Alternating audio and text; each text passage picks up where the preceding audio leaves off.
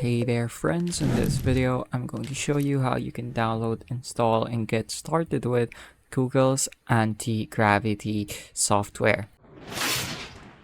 So I've got my Google Chrome open, and the first thing we want to do is go to the website antigravity.google. This should redirect you to the landing page for Antigravity, and let's click on download for Windows. Then download for x64. So once you're going to finish downloading the app, it's going to run the installer. It's going to set up for a few minutes and it should be good to go. I'm going to cancel it for now because I have already downloaded and installed it.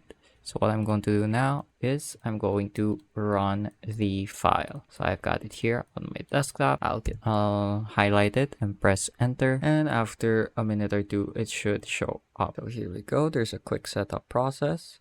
You get to choose your theme. I'm going to keep going with dark modern. And how do you want to use the anti-gravity agent? So there are a few configurations.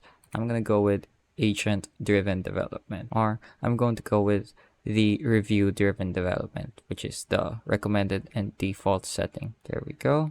I'll choose normal keybinds and recommended extensions, and lastly I want to sign in to Google. I'm going to do that real quick. Finish signing in and open the link. So now that we're back in the program, there's a few terms of use. Let's simply leave it checked and click on agree. And now we should have the anti-gravity main UI. The main thing we're going to be interacting with will probably with the agent manager. So simply click on that at the top and it should open your anti-gravity agent manager. So here you'll have your workspaces and your agents, as well as your artifacts and conversation history. So that's it. That's how to download, install, and set up Google's anti-gravity software.